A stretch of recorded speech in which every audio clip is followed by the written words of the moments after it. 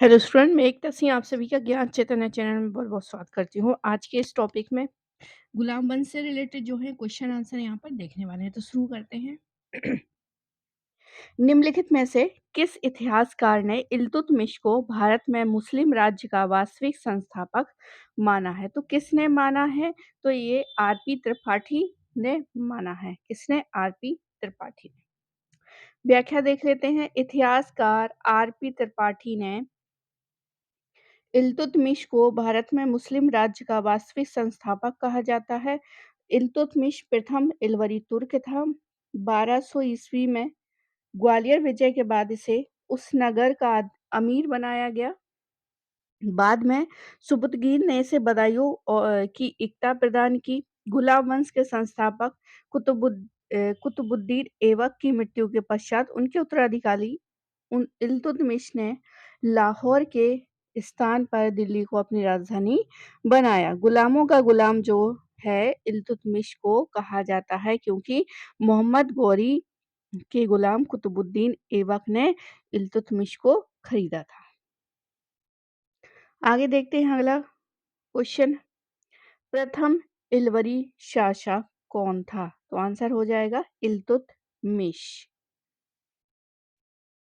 दिल्ली को राजधानी बनाने वाला सुल्तान कौन था? आंसर हो जाएगा इल्तुतमिश। गुलामों का गुलाम किसे कहा जाता है? इल्तुतमिश को। मंगोल आक्रमणकारी चंगेज खां भारत की उत्तर पश्चिम सीमा पर निम्न में से किसके काल में आया था? तो चंगेज खां जो है वो इल्तुतमिश के काल में आया था। चंगेज खां जो है वो इल्तुतमिश के काल में आया था। व्याख्या देखते हैं। चंगेज खां ने गजनी और पेशावर पर अधिकार करने के बाद 1221 में ख्वारिज़्म के शाह के बड़े पुत्र जलाउद्दीन मंगबरनी का पीछा किया, जो मंगोलों के भय से गजनी चला गया था। चंगेज़ खान ने इसका पीछा करते हुए सिंधु नदी के तट पर पराजित किया। जलाउद्दीन सिंधु नदी पार कर भारत आ गया, जहां उसने दिल्ली के सुल्तान इल्तुतमिश से सहायता मांगी। लेकिन इल्तुतमिश ने चतुराई से काम लिया और उसको सहायता देने से इनकार कर दिया। इस तरह भारत उसके न आने से संभावित लूटपाट और बीभत्स उत्पात से बच गया। निजामुद्दीन जुनैदी वजीर था। निजामुद्दीन जुनैदी वजीर था इल्तुतमिश का। किसका? इल्तुतमिश का। निजामुद्दीन जुनैदी जो है इल्तुतमिश का वजीर था और एक योग प्रशासक था। इल्तुतमिश की मृत्यु के बाद जुनैदी उसके पुत्र फिरोज का भी वजीर नियुक्त हुआ। जब रजिया शासक हुई तो जुनैदी ने उसके विरुद्ध जो है षड्यंत्र रचा तथा उसका विरोध किया, किंतु अंततः इस गुट की पराजय होती है। जुनैदी के स्थान पर अपने विश्वासपात ख्वाजा मुहाजुद्दीन को रजिया ने अपना वजीर बनाया। तो यहाँ पर जो है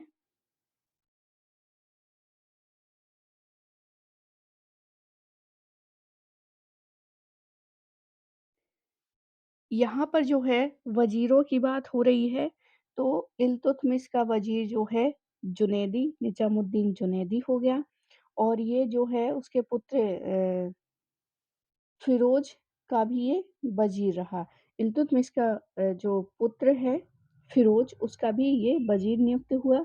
लेकिन अब रज़िया के शासन में आते-आते ये जुनैदी जो है षड्यंत्र रचा और उसका विरोध किया, किंतु अंततः वो गुट पराजय हो जाता है। फिर उसके स्थान पर कौन आ जाता है? ख्वाजा मुइज़ुद्दीन जो है वो रज़िया के समय में वज़ीर बनते हैं। तो वज़ीर यहाँ पर निज़ामुद्दीन जुनैदी, इल्तुतमिश और उनके पुत्र फ़िरोज़, उसके बाद जो है रज़िया के समय में ख्वाजा मुइज़ुद्दीन हो जाते हैं।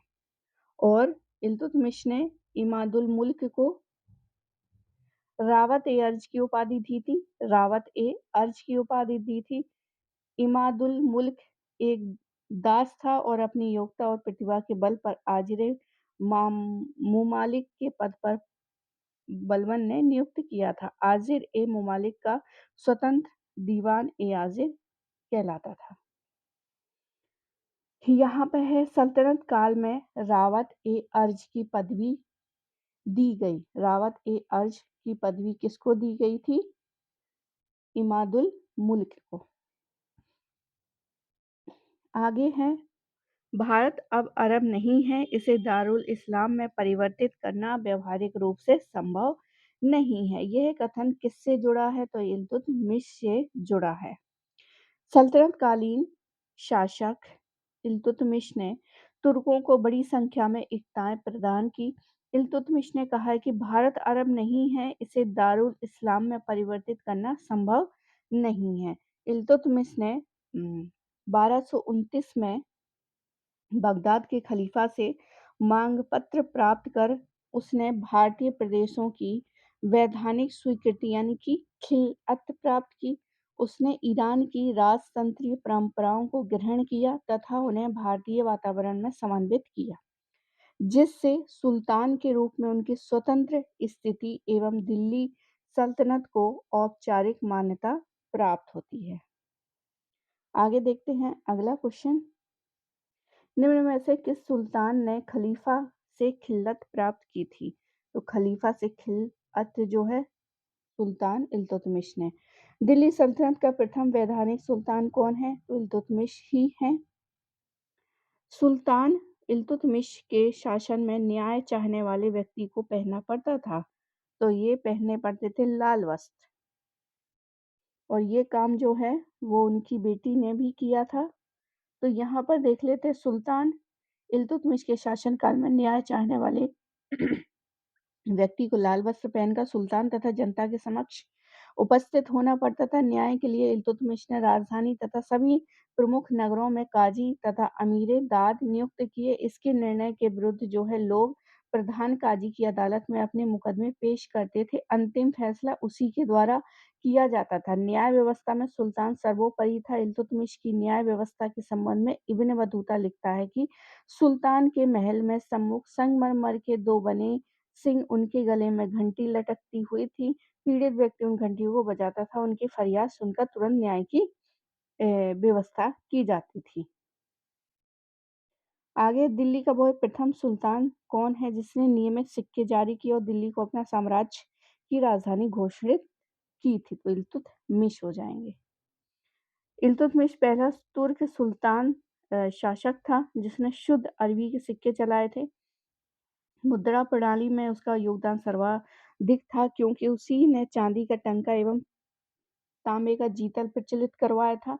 उसने चांदी के टंका का वजन जो है 175 ग्रेन होता था। इल्तुतमिश ने सिक्कों पर खलीफा का नाम जो है अंकित करवाया। उसने अपने लिए भी शक्तिशाली सम्राट, धर्म और राज्य का तेजस्वी सूर्य सदा विजयी इल्तुतमिश भी अंकित करवाया। तो ये भी बहुत इम्पोर्टेंट है कि उसने खलीफा का नाम तो अंकित करवाया लेकिन अपने लिए भी शक्तिशाली सम्राट, धर्म और राज्य का तेजस्वी सूर्य, सदा विजयी इल्तुतमिश, ये सब भी क्या होता है उनके सिक्कों में मिलता है। विदेशों में प्रचलित टंकों पर टकसाल का नाम लिखने की परंपरा को भारतवर्ष में प्रचलित करने का श्रेय भी इल्तुतमिश को जाता है। उसने दिल्ली को अपने साम्राज्य की राजधानी घोषित की थी। इसके अलावा जो कुतुबुद्दीन ऐबक थे, उन्होंने लाहौर से ही शासन किया था और लाहौर को ही राजधानी बनाई थी, दिल्ली को नहीं। इसलिए इल्तुतमिश को आरपी त्रिपाठी जो हैं, ये इनको वास्तविक संस्थापक मानते हैं। आगे देखते हैं अगला क्वेश्चन। सल्तनत काल के दो प्रमुख सिक्कों टंका और जीतल का प्रचलन किसने कराया था? सुल्तान इल्तुतमिश ने। टंकों पर टकसाल का नाम अंकित करवाने का प्रारंभ जो है इल्तुतमिश ने ही करवाया था। इल्तुतमिश ने टंकों पर टकसाल का नाम लिखवाने की परंपरा भारत में किस सुल्तान ने शुरू की थी? तो इल्तुतमिश हो जाएगा। प्रथम सुल्तान जिसने दोआब की आर्थिक क्षमता समझी वो है इल्तुतमिश। और फिर यहाँ पे व्याख्या देखते बहुत इंपॉर्टेंट क्वेश्चन है। दिल्ली सल्तनत काल में सर्वप्रथम सुल्तान इल्तुतमिश ने दोआब के आर्थिक महत्व को समझा था। उसने आर्थिक रूप से संपन्न दोआब प्रदेश पर आर्थिक व प्रशासनिक नियंत्रण हेतु 2000 तुर्क सैनिक जो है नियुक्त किए थे। भारत के किस मध्यकालीन शासक ने एकता व्यवस्था प्रारंभ की थी? तो एकता व्यवस्था प्रारंभ करने वाला भी इल्तुतमिश है। व्याख्या देखते हैं, भारत में एकता व्यवस्था की शुरुआत इल्तुतमिश ने की थी। यह भूमि का वह विशेष खंड था जो सैनिक अधिकारियों के बीच नगद वेतन के बदले बाँटा जाता था, परंतु वे उस भूखंड के मालिक नहीं होते थे। बस वे केवल उसके लगान का ही उपभोग कर सकते थे। एकता प्राप्त करने वाले अधिकारियों को मुफ्ती, अमीर और मालिक भी कहा जाता था। एकता वह वह भूभाग था जो अ, स सैन्य व्यवस्था के बदले दिया जाता था, तो बी ऑप्शन यहाँ पर सही हो जाएगा। अगला क्वेश्चन है, दिल्ली सल्तनत के संदर्भ में निम्नलिखित कथनों पर विचार कीजिए। सुल्तानगढ़ी का निर्माण जो है सुल्तान इल्तुतमिश ने करवाया था। सुल्तानगढ़ी का निर्माण जो है इल्तुतमिश ने करवाया था। ठीक है, ये तो सही है। दिल्ली में स्थित वह तुर्कों द्वारा निर्मित पहला मकबरा था। तो आंसर जो है सी ऑप्शन यहाँ पर हमारा सही हो जाएगा। सुल्तानगढ़ी मकबरे का निर्माण जो है इल्तुतमिश ने अपने ज्येष्ठ पुत्र नसरुद्दीन महमूद की याद में करवाया था। तुर्क सुल्तानों द्वारा भारत में निर्मित ये पहला मकबरा था। आगे देखते हैं, निम्नलिखित में से किसने तुर्कान-ए-चहलगानी का गठन किया था? तो तुर्कान-ए-चहलगानी का गठन जो है इल्तुतमिश ने किया था। विरोधी सरदारों को नियंत्रण करने के लिए इल्तुतमिश ने अपने वफादार गुलाम अमीर यानी सरदारों को एक दल का गठन किया जिसे तुर्कान-ए-चहलगानी या 40 यानी 40 अमीरों का समूह कहा जाता था, जिसका अंत दिल्ली सल्तनत के सुल्तान बलबन ने किया। अगला क्वेश्चन है, निम्नलिखित में से निम्नलिखित में से किस सुल्तान ने ईरान की राजतंत्रीय परंपराओं को ग्रहण किया तथा उन्हें भारतीय वातावरण में समन्वित किया? तो आंसर हमारा क्या हो जाएगा? इल्तुतमिश हो जाएगा। तो यहाँ पे कंफ्यूज नहीं होना है, बलबन यहाँ पर नहीं करना है। तो ये इल्तुतमिश ही हैं जिन्होंने क्या किया है? ईरान की राजतंत्रीय परंपराओं को ग्रहण किया और उन्हें भारतीय परंपरा में समन्वित किया था। आगे देखते हैं इसकी व्याख्या। इल्तुतमिश ईरानी यानी कि फ़ारसी राजतंत्रीय परंपराओं को भारतीय वातावरण में समाहित करने वाला व वंशानुगत उत्तराधिकारी आधारित राजवंशीय राजतंत्र की स्थापना करने वाला दिल्ली का प्रथम सुल्तान था। ईरानी अथवा फ़ारसी परंपरा अनुसार पिता के बाद पुत्री को राज सत्ता दिलाने के उदाहरण मिलते हैं। कहाँ पर मिलते हैं? ये ईरान में भी मिलते हैं। इसलिए इल्तुतमिश ने अपने जीवन काल में ही अपना उत्तराधिकारी जो है अपनी पुत्री को नामांकित कर दिया था। आगे देखते हैं अगला क्वेश्चन जो है, निम्नलिखित में से कौन मध्यकालीन भारत की प्रथम महिला शासिका थी? तो वही रजिया सुल्तान हो जाएगी, इल्तुतमिश की बेटी रजिया सुल्तान। दिल्ली सल्तनत पर गुलाम वंश के शासन के दौरान सन 1236 में इल्तुतमिश की पुत्री रजिया जो है मध्यकालीन भारत की प्रथम महिला शासिका बनी। उसने सन 1240 तक शासन किया। उसने अ, उमद उम्द अल उमदत अल निस्वा उमदत अल निस्वा का विरोध किया। रजिया बेगम को सत्ताच्युत करने में तुर्की अमीरों का विशेष योगदान रहा है। आगे देखते हैं, निम्नलिखित में से किस सुल्तान ने सिक्कों पर उ उम्दत अल-निस्वा का विरुद्ध धारण किया था? तो आंसर हो जाएगा रजिया। रजिया बेगम का सत्ताच्युत करने में किसका हाथ था? तो तुर्कों का था। अगला है, निम्नलिखित सुल्तानों में से कौन एक इल्तुतमिश की संतान नहीं था, किंतु उनके वंश का अंतिम उत्तराधिकारी जरूर था? तो आंसर नसरुद्दीन महमूद। नसरुद्दीन महमूद जो है अलाउद्दीन मशहूर शाह के पतन के बाद 10 जून 1246 के दिन जो है गद्दी पर बैठा। इल्तुतमिश की संतान नहीं वरन वो क्या था? पौत्र था। मतलब बेटे का बेटा, जिससे जिसने 1265 तक शासन किया, जो इल्तुतमिश के वंश का अंतिम उत्तराधिकारी था। उसके बाद जो है बलबन सिंहासन पर बैठा, उसने 1287 ईस्वी तक शासन किया था। आगे देखते हैं, बलबन के शासनकाल में तुगरिल खां का विरोध कहाँ हुआ था? तो बलबन के शासनकाल में तुगरिल खां का विद्रोह जो है वो बंगाल में हुआ था। कहाँ पर? बंगाल में हुआ था।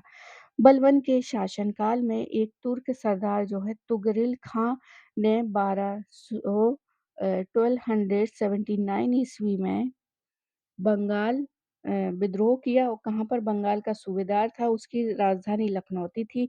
इस विद्रोह का दमन स्वयं बलबन ने जाकर किया था और तुगरिल को मार दिया था। अगला क्वेश्चन है, निम्नलिखित में से बलबन के काल में विद्रोह करने वाला बंगाल का गवर्नर कौन था? तुगरिल खां। अगला क्वेश्चन है, निम्नलिखित में से कौन लौह और रक्त, तो ये तो बहुत पुराना है, अब बलबन हो जाएगा यहाँ पर सही आंसर। बहुत पुराना क्वेश्चन है, लौह और रक्त की नीति जो है बलबन हो गया। बलबन ने सुल्तान की प्रतिष्ठा को स्थापित करने के लिए लौह एवं रक्त और लौह की नीति अपनाई। उसने 1266 में 1287 तक राज किया। बलबन एक तुर्क गुलाम था जो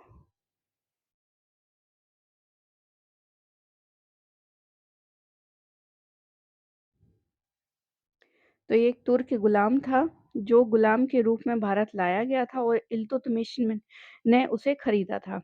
बलबन ने अपने को फिरदौसी के शाहनामा में वर्णित अफराशियाब वंशज अफराशियाज वंशज तथा शासन को ईरानी आदर्श के रूप में व्यवस्थित किया था। बलबन ने इल्तुतमिश द्वारा गठित किया गया दल जो है 40 का दमन किया। उसने ईरानी त्योहार नौरोज़ी प्रथा प्रारंभ की। बलबन जो है गुलाम वंश का 9वां शासक था। बलबन जो है गुलाम वंश का 9वां शासक था। बलबन ने पूरा 1 वर्ष जो है मेवातियों के दमन और दिल्ली के निकट जो है जंगल कटवाने में समर्पित किया था। आगे देखते हैं, दिल्ली के किस सुल्तान के विषय में कहा जाता है कि लौह रक्त? फिर से वही क्वेश्चन, बी ऑप्शन हो जाएगा बलबन। आगे देखते हैं, निम्नलिखित सुल्तानों में से किसने पूरा 1 वर्ष जो है मेवातियों के दमन और दिल्ली के निकटवर्ती जंगल कटवाने में समर्पित कर दिया? तो बलबन हो जाएगा, बलबन। आज हम जो दिल्ली जो साफ-सुथरा देखते हैं, इतना बड़ा देखते हैं, वो इन्हीं के कारण, क्योंकि इनने क्या कर दिया था, जंगल ही कटवा दिया था, तो जो डेवलपमेंट है वो तेज़ी से फैल जाता है। आगे देखते हैं, निम्न में से किस सुल्तान ने तुर्कान-ए-चहलगानी का दमन किया? तो इल्तुतमिश के समय में तुर्कान-ए-चहलगानी का निर्माण किया था और बलबन के समय ये बलबन भी खुद तुर्कान-ए-चहलगानी का क्या था? सदस्य हुआ करता था। और फिर क्या है, जब ये शासक बनते हैं, सुल्तान बनते हैं, तो इन्होंने क्या कर दिया? इसका दमन कर दिया। ए और आर कथन दिया गया है, बलबन जो है तुर्कान या चहलगानी का सदस्य था, तो बिल्कुल सदस्य था, अभी मैंने बताया था। उसने अपनी योग्यता के कारण अधिक महत्वपूर्ण स्थान प्राप्त कर लिया। तो यहाँ पर जो सही आंसर होगा वो क्या हो जाएगा? दोनों सही है, पर उसकी जो व्याख्या है वो सही नहीं है। क्यों सही नहीं है? क्योंकि एक में तो वो कह रहा है कि बलबन जो है तुर्कान या चहलगानी का सदस्य था, ठीक है? चहलगानी का सदस्य था और उसने अपनी योग्यता, मतलब बलबन के ही बारे में बताया जाता है कि बलबन, अब यहाँ पर क्योंकि उसने अपनी योग्यता के कारण अधिक महत्वपूर्ण स्थान प्राप्त किए थे। तो ये एक स्टेटमेंट जो है करण और कारण जो है नहीं बनता है, इसलिए ये सही नहीं है, व्याख्या सही नहीं है। बाकी दोनों सही है। व्याख्या देखते हैं इसकी। तुर्कान-ए-चहलगानी की स्थापना इल्तुतमिश ने अपनी साम्राज्य के सुदृढ़ीकरण के लिए किया। बलबन तुर्कान-ए-चहलगानी का एक महत्वपूर्ण सदस्य था। आगे चलकर नसीरुद्दीन महमूद के काल में बलबन अपनी योग्यता के कारण सुल्तान का खास आदमी बन गया। जब बलबन जो है सुल्तान बना तो उसने तुर्कान-ए-चहलगानी का दमन कर उसे समाप्त कर दिया। इस प्रकार कथन और कारण दोनों सही है, परंतु व्याख्या सही नहीं है। आगे देखते हैं, बलबन की सार्वभौमिकता तथा राजकीय नीति को जानने के लिए मूल स्रोत जो हैं बलबन की, वो कौन से हैं? तो याद रखिए बरनी है। बरनी जो है, बरनी ने बलबन के राजत्व की जानकारी मिलती है। बलबन के राजत्व सिद्धांत का स्वरूप तथा सार पर्शिया, फारस, ईरान से लिया गया है। बरनी द्वारा संकलित जो है वसैया अथवा वसाया का प्रथम भाग सुल्तान के कर्तव्यों पर आधारित है। दूसरे भाग में बलबन द्वारा अपने पुत्रों को राजत्व संबंधी अधिकार दिए दिए निर्देश का वर्णन किया गया। उल्लेखनीय है कि प्रसिद्ध शासकों व राजनीतिज्ञों के वसाया यानी वसीयतों को संकलित करना मध्यकालीन फारस की एक लोकप्रिय परंपरा थी। आगे देखते हैं, बलबन के द्वारा विजय के स्थान पर सुदृढ़ीकरण की नीति अपनाने के लिए निम्नलिखित में से कौन एक कारण नहीं था? तो आंसर उसका कमजोर तो बिल्कुल नहीं था, बहुत स्ट्रॉन्ग था। लौह और रक्त की नीति अपनाता है तो कमजोर कैसे हो जाएगा? तो ये गलत हो जाएगा। विदेशी आक्रमण का भय था, आंतरिक विद्रोह भी हो रहे थे। तो ये सब कारण थे किसकी? उसके सुदृढ़ीकरण के। भारतीय शासकों की तुर्की शासकों को उखाड़ फेंकने की इच्छा। आगे देखते हैं व्याख्या। बलबन ने तुर्की सुल्तान की रक्षा का सुप्रबंध किया और उसे नया जीवन प्रदान किया। यही उसका सबसे महान कार्य था। वो है दृढ़ इच्छा शक्ति वाला व्यक्ति था। उसने आंतरिक शांति की पुनः स्थापना की और सल्तनत की उत्तर पश्चिमी सीमाओं की रक्षा के लिए समुचित प्रबंध करके उसको मंगोलों के आक्रमण से बचाया। अपनी दृढ़ इच्छा शक्ति एवं कठोर स्वभाव के कारण बड़े-बड़े तुर्की सामंतों की शक्ति को कुचलकर देश के तुर्की शासन को नया रूप दिया, अतः वो कमजोर स्वभाव वाला व्यक्ति नहीं था। अब अगला क्वेश्चन है, बलबन ने अपने शासन को शक्तिशाली बनाया और सारी सत्ता अपने हाथ में केंद्रित कर ली। ठीक है, वह उत्तर पश्चिम सीमा को मंगोलों से सुरक्षित करना चाहता था। तो दोनों ही यहाँ पर चीजें सही है और परंतु यहाँ पर जो है व्याख्या सही नहीं है। व्याख्या देखते हैं इसकी। सुल्तान बलबन ने सुल्तान पद का को गौरवशाली बनाने के लिए सारी सत्ता अपने हाथ में केंद्रित कर ली। रक्त व लौह की नीति को अपनाया। सुल्तान जो है बलबन ने मंगोल आक्रमण से सुरक्षा के लिए सुरक्षा दुर्गों का निर्माण कराया एवं अपने चचेरे भाई शेर खां को सीमाई क्षेत्र का सूबेदार बनाया। आगे देखते हैं, बलबन ने विस्तार की नीति नहीं अपनाई। ठीक है, नहीं अपनाई। बरनी निरंतर हो रहे मंगोल आक्रमणकारियों के भय का उल्लेख करता है। तो यहाँ पर जो है दोनों चीजें तो सही हैं, परंतु एक तरफ बलबन है और एक तरफ बरनी है, तो दोनों एक जैसी व्याख्या तो नहीं है। तो बी ऑप्शन यहाँ पर सही हो जाएगा।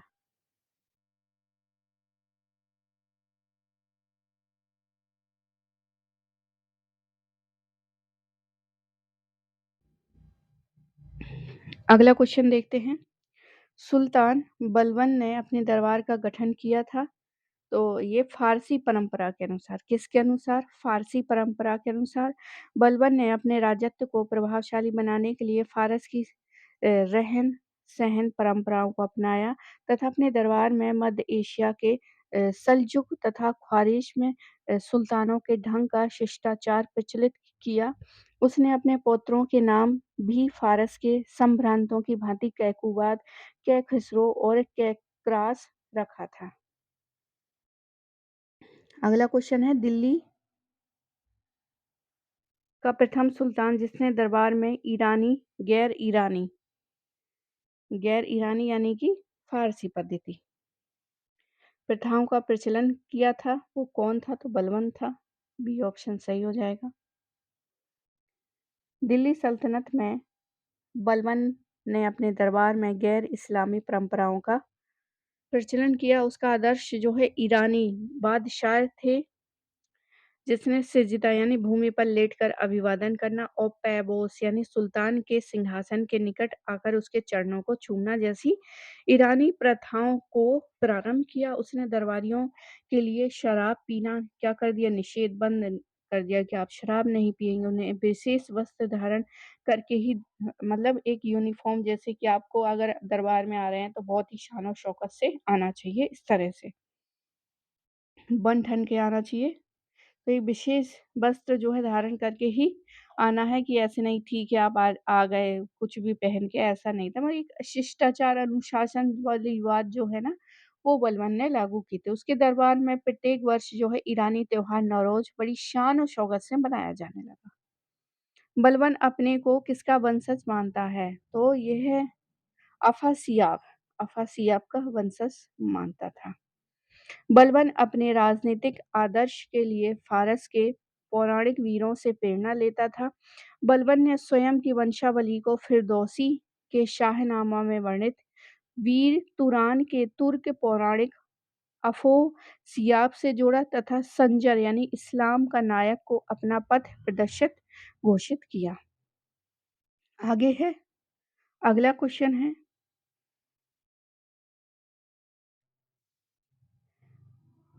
बलबन ने राजत्व सिद्धांत परिभाषित किया था और आर जो है ये ताज की प्रतिष्ठा में वृद्धि करना चाहता था। तो यहाँ पर जो सही आंसर हो जाएगा वो है दोनों सही है व्याख्या ए की व्याख्या आर है। अब यहाँ पर देखते हैं व्याख्या उसकी। बलबन दिल्ली सल्तनत का पहला शासक था जिसने सुल्तान के पद और अधिकारों के बारे में विस्तृत रूप से विचार प्रकट किए। बलबन के राजत्व सिद्धांत की दो प्रमुख विशेषताएं थी। प्रथम, सुल्तान का पद ईश्वर के द्वारा प्रदान किया हुआ होता है और द्वितीय जो है सुल्तान का निरंकुश होना आवश्यक है। एक तो निरंकुश और जो पद है ईश्वर द्वारा प्रदान किए जाते हैं। इसके अनुसार सुल्तान पृथ्वी पर ईश्वर का प्रतिनिधित्व यानी कि नियावत या नियामत एक खुदाई है और इसका स्थान केवल पैगंबर के पश्चात है। सुल्तान को कार्य करने की प्रेरणा ईश्वर से प्राप्त होती है। इस कारण जनसाधारण या सरदारों को उनके कार्यों की आलोचना करने का अधिकार नहीं है। उसने अपने आप को अफरासियाब वंश को घोषित किया तथा ईरानी परंपरा के आधार पर दरबार का गठन किया। इन सब कार्यों का मुख्य उद्देश्य जो है ताज की प्रतिष्ठा में वृद्धि करना था। आगे देखते हैं निम्नलिखित सुल्तानों में से किसने गढ़मुक्तेश्वर की मस्जिद की दीवार पर अपने शिलालेख में स्वयं को खलीफा का सहायक कहा है? तो आंसर क्या हो जाएगा? बलबन। बलबन जो है शिलालेख में स्वयं को खलीफा का सहायक कहा जाता है। कहाँ पर? वो भी गढ़मुक्तेश्वर की मस्जिद की दीवार पर।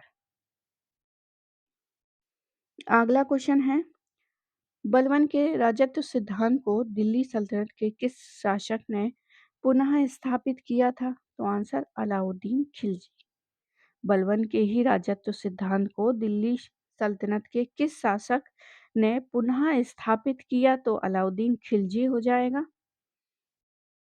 बलबन के राजत्व सिद्धांत को अलाउद्दीन खिलजी ने पुनः स्थापित किया।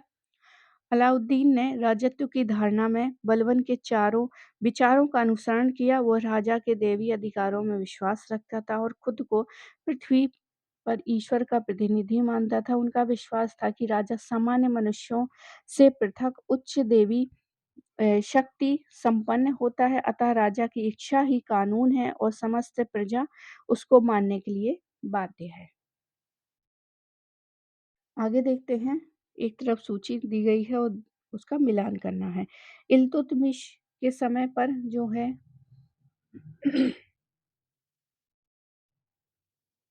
इल्तुतमिश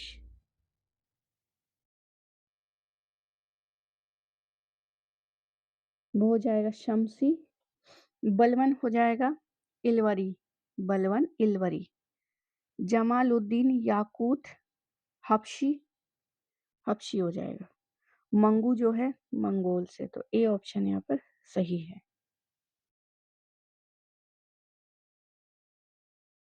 आगे देखते हैं किसने सिक्कों पर बगदाद के अंतिम खलीफा का नाम सर्वप्रथम अंकित करवाया था? तो आंसर यहाँ पर हो जाएगा अलाउद्दीन मसूद शाह ने। अलाउद्दीन मसूद शाह ने जो है सर्वप्रथम अंकित करवाया था खलीफा का। अलाउद्दीन मसूद शाह के सिक्कों पर सर्वप्रथम बगदाद के अंतिम खलीफा अल मुस्तसीम का नाम अंकित था। इल्तुतमिश के सिक्कों पर एक और मुस्तनसिर और अमीर ली-नोमिन द्वारा दूसरी ओर श्री खलीफा नगरी लिपि में अंकित था। कुछ सिक्कों पर श्री खलीफा एक भाग में और श्री हमीर दूसरे भाग पर लिखा हुआ था। इल्तुतमिश के कुछ सिक्कों पर कलमा मिलता है, लेकिन सभी सिक्कों पर खलीफा अल मुस्तनसिर का नाम अंकित है। आगे देखते हैं, मुगलों ने नवरोज का त्योहार लिया था। पारसियों से लिया था। पारसियों से। पारसियों के द्वारा मनाया जाने वाला नवरोज त्योहार जो है, दिल्ली के बलबनी वंश के संस्थापक बलबन ने उसे उत्साह के रूप में मनाना शुरू किया था। बाद में जो है अकबर ने अपनी धर्म संसद में पारसी धर्म से प्रचलित अग्नि पूजा को सही ठहराया और अपने धर्म दीन ए इलाही का अंग बनाया। तो ये थे कुछ गुलाम वंश से रिलेटेड क्वेश्चन। तो आई होप आपको ये वीडियो पसंद आया होगा। पसंद आया हो तो प्लीज़ लाइक करें, शेयर करें, सब्सक्राइब करें। मिलते हैं हम एक और वीडियो के साथ। पूरा वीडियो देखने के लिए आप सभी का बहुत बहुत धन्यवाद।